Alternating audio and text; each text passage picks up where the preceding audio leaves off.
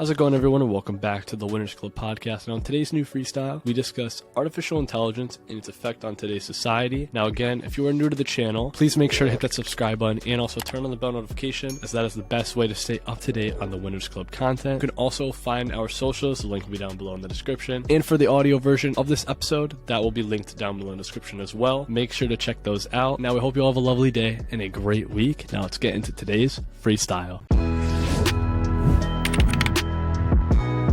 All right, we're live.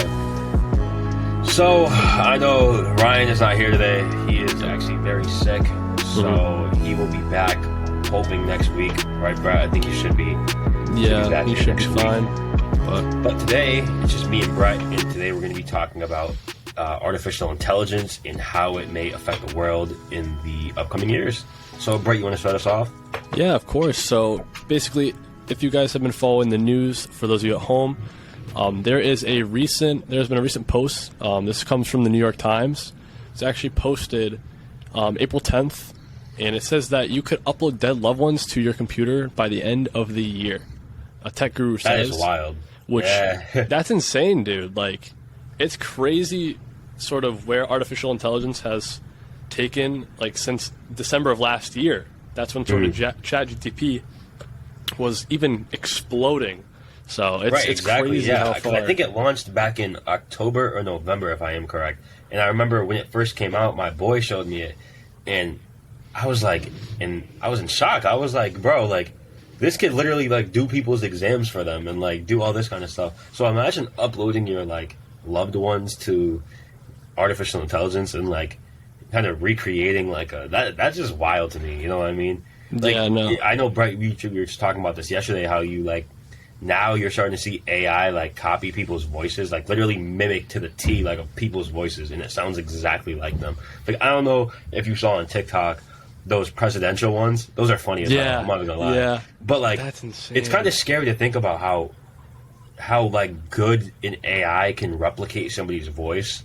Like, that's pretty damn scary, in my opinion. But, honestly, I think in the near future, I feel like, once again, I know we've mentioned this in many other podcasts, that AIs are going to take over the world at some point. You know, like, people are going to lose their jobs. People are going to get lazier. Like, I know Gibby brought up that point in Wall-E where all those people were in those pods. Like, that's literally how society is going to be at one point, you know, especially with all this new technology coming in and stuff. But Brett, how do you think we could reduce people getting lazier, even though that we have AI to do stuff?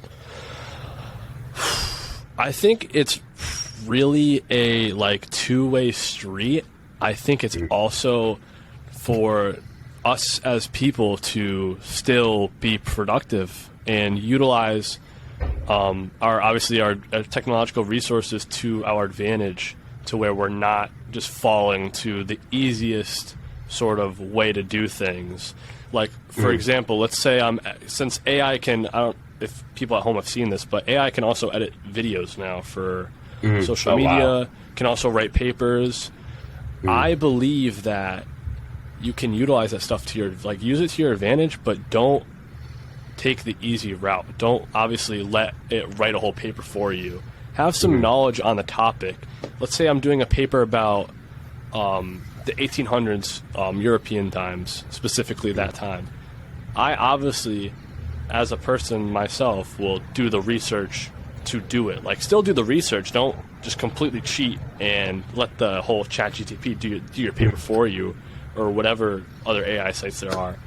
But I think it's obviously a two-way street. But I'll go back to the example I was saying before, how video editing, you can have it sort of what we see with Riverside too. It can it timestamps specific captions for us, and where, you know, if we have to cut something out, for example, we can mark it and it'll cut it out for us. I think utilizing it to your advantage is probably the best thing you can do, but also while staying productive as well. Okay. Yeah, no, I completely agree. I think, like you said before, it's a two-way street. I believe it's, you know, it scares me because I believe it's going to get bad in the education setting. Now, I have noticed that, I don't know if you heard, but a lot of schools have actually banned ChatGPT. because it's doing really? so much stuff for these students. Don't get me wrong. I think ChatGPT has its pros and its cons. Like, Me you too. know, obviously it could help you obtain certain knowledge, but don't abuse it to the point where you don't know stuff. You know? Exactly. And, like I know we've mentioned on this podcast many times before that the human mind is meant to take the least path of resistance. Yep. And that meaning they don't want to go through all this stuff to learn all this knowledge when they could just ask a computer and it could just spit it right back out at them. Mm-hmm. You know, don't get me wrong. I enjoy ChatGPT sometimes. You know, Yeah. if I want to like look something up real quick or whatever. But I think when it comes down to, you know, people getting certain jobs and people doing certain classes, right? People lose the knowledge from the class because they have a computer do it. Yeah. So that's why I was saying before, back to my claim with why AIs are going to replace so many people in the workforce is because technology is getting so advanced, people are going to get lazier. They're like, oh, the robot can just do it for me. But to the point where the robot is going to completely replace your entire life. And in a sense, I mean, I don't really want to scare everybody, but like at the rate we're going right now and the stuff that the AI is doing, like this could lead to human extinction, which is a very scary thought. It's probably not anytime soon, but it's still a pretty scary thought. You know what I mean? But back to my main point, what I'm saying is I think reducing it is just, you know, developing a two-way street system. You know, the robot is there as a plus. Look at it as more of a plus one rather than just your entire like system. Because, like I said, we mentioned before, if that system goes out, then what? You know what I mean? Like, say ChatGPT shuts down completely, and that's all you had to rely on. And then you say you had an exam that you've been cheating on, or for that class for however long with ChatGPT, and that's gone. Then what? You're gonna fail the exam. Yeah. And it's just good to have certain knowledge on things. You know, if somebody asks you a question, or if something comes up in conversation, or you're having an argument, a debate, whatever you want to call it, you don't want to sound stupid. You know, you had all these things handed to you, but you don't let it resonate with you. You didn't go out and learn it yourself. So therefore, guess what? You don't really have any knowledge on it. So that's why I know, like, it's pretty arguable that people are going to get stupider. I still stand on that because I feel like, once again, the more lazier you get, I feel like the stupider you're going to be. You know what I mean? Because you're letting a robot do it for you. But that's my take on it. No, I think a lot of times, too, what people don't realize is Chat GPT is also not right 100% of the time. So, for example, I'll take my marketing class. Most of the questions are really very specific to a certain, like, let's say, business or whatever. And Chat GPT can't depict that certain, business because it like only in-class stuff. Yeah, it can't tell you, obviously, because you had to learn that in class, right? Yeah, exactly. 100%. So I don't think people, and that's another thing I'll bring up too.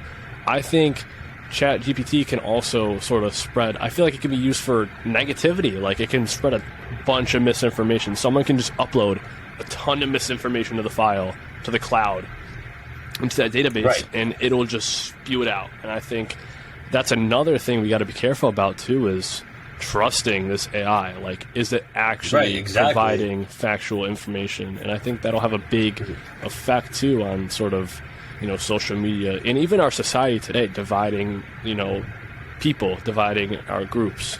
And it's right, exactly. It's like, very it's scary. Called artificial intelligence, right? Yeah. But that doesn't necessarily mean that it's going to be right, incredible, 100% of the way. Yeah. You know what I mean? It's like Wikipedia. Wikipedia, like, half the time isn't even, like, correct. It's just, like, made up stuff. But, bro, I did want to ask you a question. How do you think subconsciously AI can affect the way we do certain things? Ooh, that's a good question. Outside, I mean, ChatGPT too, but, like, I'm talking about, like, I know I mentioned before the whole thing about the Amazon replacing a bunch of people with AI. Just artificial intelligence in general, not just ChatGPT. Okay. No, so, yeah.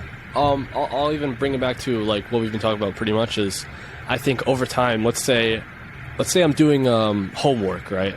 And I want to maybe it's let's say it's math, and I'm using ChatGPT the whole time to sort of figure out this problem for me. I'm never going to learn it. And let's say I'm doing it at night, pretty much when the subconscious, you're getting really sleepy, sort of when the subconscious comes out, you're getting tired. Mm-hmm. It's gonna repeat again. So let's say I'm doing, you hand that assignment in, now into the next assignment. You're gonna go back to ChatGPT just because you did it the previous night. So it's kind of seeped into your subconscious, like, okay, this is what I'm supposed to do. This is normal to me. Mm-hmm. And it's sort of, like we've always say, a sense of clarity. You have to be aware that, one, I'm really not learning this information. I'm just letting AI do it for me. And I think you have to take some self-accountability for yourself and look at the notes and put in the time and effort to then and practice it, but not use AI to do it. Obviously, if you're stuck on a problem and you really are struggling, spend maybe an hour. My teacher says all the time, if you're struggling on a problem for more than 2 hours or an hour, email me. And even get tutoring, get help. There's other resources than AI that'll explain it much more better and also allow you to learn with it as well. So that's my take. No, exactly. I will 100% agree on that. Like you just said, like at night, like subconsciously, like if that's in your routine, that's a habit. It's going to develop through your mind. So like, yeah, it's almost like giving up in a sense, right? So like, oh, when stuff goes sideways, right? Like I'm going to depend on this. I mean, that's okay in some circumstances, but if it's your first option, like if you mess up on the problem once, right? Oh, I'm just going to ask ChatGPT. Like, then eventually it's going to get so bad to a point where you don't even attempt the problem by yourself. It's just going to go straight to ChatGPT. And once again, that might not always be right. Yeah. It may not always be right. And I just think the habits, and it may not just be math either. Not just it can math. It could be history, it could be science, it could be psychology, it could be like any class that you happen to do homework for, or anything that's like a quiz or an exam. Kids are gonna want to just jump to just get the answers instead of actually learning the stuff. Because obviously outside of college you're gonna get a career. Yep. In that career, you're expected to know a lot of stuff. I'm not saying every single college student out here is cheating and not learning their stuff. Obviously, there are some, but the kids that aren't, what are you going to do when you get hired somewhere and you really don't have a full grasp on what you're doing? Yeah. You know what I mean? Like, for example, like if you're an economics major, right, and you want to get into that kind of workforce, but you kind of cheated all throughout college, because economics is hard. I'm taking 2 economics classes right now, and those things are, yep. I'm not gonna lie, it's pretty hard. Like how to be good with numbers and percentages and graphs and all that kind of stuff. Yep. If you cheat your way through that, and eventually say you're working somewhere that you need to work with numbers all day, and you're like, yo, I'm not gonna lie, like I cheated through college, like then what? You have there's no backup plan really. Yeah. Like, this is why I think it's so crucial now. I get it, like, in high school, I understand, because it's high school. I mean, it doesn't really make it right, but it's high school, so you can kind of get away with it. Yeah. But in college, like, I just want to stress it so much. Like, I'm telling you, please, please, please, please just learn by yourself. Learn to learn. That is my biggest advice to the audience, is learn to learn. Because if you keep taking this easy way out, once again, you may not get the job that you want. And even if you do, you may not know what you're doing still, because you decided to slack off in college. But that's really my take on that. Now, I hope you enjoyed today's new freestyle. Again, please make sure to like, subscribe, and also let us know in the comments what you thought of today's episode. You can also follow our socials, link will be down below in the description, as well as the audio version of this episode that will be also linked down below. And now we hope you all have a lovely day and a great week, and until next time.